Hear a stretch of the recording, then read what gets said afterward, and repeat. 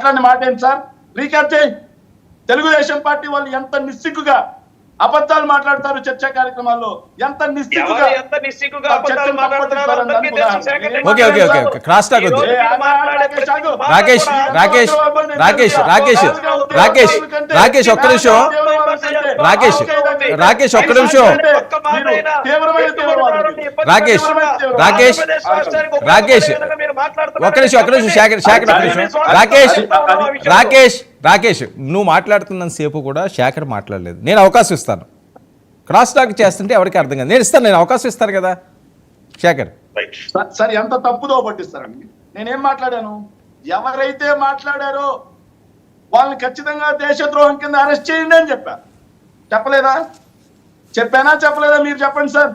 వర్మ గారు మీరే చెప్పండి. కాంగ్రెస్ పార్టీ వాళ్ళు ఎవరైనా మాట్లాడుంటే వాళ్ళని ఖచ్చితంగా దేశద్రోహం కింద అరెస్ట్ చేయండి, అంటే కాంగ్రెస్ పార్టీకి ఎందుకు అంటగడతారు అని చెప్పారు.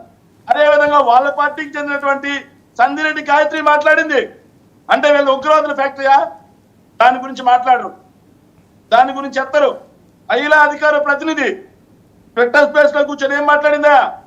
హిందువుల గురించి, మన మత గ్రంథాల గురించి, అదేవిధంగా పాకిస్తాన్ మీద వాటర్ వదులుతున్నారనే దాని గురించి, ఆర్ఎస్ఎస్ గురించి, రాజ్యాంగం గురించి ఇంత చెత్తగా దేశద్రోహమైన మాటలు మాట్లాడితే దాని గురించి నోరెత్తడానికి నోరు రాదు రాకేష్ కి. వీళ్ళు నిజమైన ఉగ్రవాదులు. YSR Congress party very clear గా చెప్తా ఉంది, సార్ ఎవరు తప్పు చేసినా అరెస్ట్ చేయండి అని చెప్తా ఉంది, దేశద్రోహం కేసులు నమోదు చేయమని చెప్తా ఉంది. ఇలాంటి సమయంలో దేశం మొత్తం మూకుమ్మడిగా ఒక తాటి మీద నిలబడి ఎదుర్కోవాల్సిన పరిస్థితుల్లో రాజకీయ విమర్శలు వద్దని చెప్తా ఉన్నాం. మేము రాజకీయ విమర్శలు వద్దని చెప్తా ఉన్నాం. దీన్ని రాజకీయానికి ఎందుకు వాడుతా ఉన్నారని చెప్తా ఉన్నాం. ఎవరైతే తప్పు చేశారో నిర్దాక్షిణ్యంగా చెప్తా ఉన్నాం. ఎవరు సార్ అభివృద్ధి?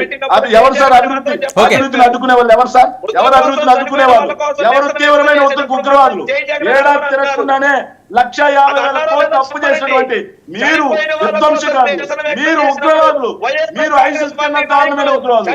మీరు ఏదైతే పాల్గామ్ లో దాడి చేశారు కదా, దానికన్నా తీవ్రమైన ఉగ్రవాదులు మీరు పెట్టుకొని ఒక్క ఉద్యోగం తీసుకురాలా, ఒక్క పరిశ్రమ తీసుకురాలా. ఉర్సా అనే ఊరు పేరు లేని కంపెనీ ఏడుందా? దాని కంపెనీ పేరు ఎక్కడుందా?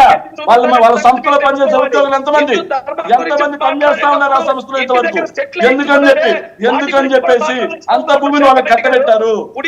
ఆ కంపెనీ యొక్క చరిత్ర ఏంటి చూపి, ఆ కంపెనీ యొక్క చరిత్ర ఏంటి చెప్ప అక్కడ కూర్చొని అబద్ధాలు తప్పులు ఏంటి? ఆ కంపెనీ చరిత్ర ఏంటి?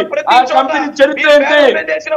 ఆ కంపెనీ ఇంతవరకు ఆ కంపెనీలో ఎంతమంది, ఉర్సా అనే కంపెనీలో ఎంతమంది ఉద్యోగులు ఉన్నారు? ఎంతమంది ఉద్యోగులు ఉన్నారు చెప్పా? అమెరికాలోనే ఆ కంపెనీకి ఎంతమంది ఉద్యోగులు ఉన్నారు? వర్మ గారు రాకేష్ రాకేష్ నేను అవకాశం ఇస్తానన్నాను కదా. వర్మ గారు తీవ్రవాది నాపండి. దాని వల్ల యూజ్ ఏంటి? క్రాస్ ఓకే ఓకే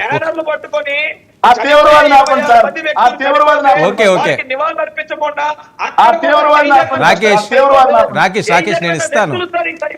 రాకేష్ నేను అవకాశం ఇస్తాను. క్రాస్ టాక్ చేయడం వల్ల టైం వేస్ట్ తప్ప డిబేట్. వర్మ గారు నేను స్ట్రైట్ గా మీ ద్వారా తెలుగుదేశం పార్టీని అడుగుతున్నాను సార్. ఉర్సా అనే కంపెనీకి వీళ్ళు భూములు కేటాయించారు. ఉర్సా అనే కంపెనీ హైదరాబాద్ లో ఎక్కడుంది? దాని ఆఫీస్ అడ్రస్ ఏంటి? దానికి రెసిడెన్షియల్ బిల్ కడుతున్నారా? ఏం కడుతున్నారు? దానిలో ఎంప్లాయ్మెంట్ ఎంత ఉంది? అదే విధంగా ఉర్సా అనే కంపెనీ అమెరికా నుంచి వస్తుంది. సరే సరే ఇప్పుడు అది టాపిక్ కాదు. టాపిక్ డైవర్ట్ అవుతుంది, అది వేరే రకంగా వెళ్తుంది. వివేక్ అతను ఇస్తాడు కాబట్టి సార్, అతను ఇస్తాడు. ఓకే అడుగుదాం. మీరు అడిగారు కదా. వివేక్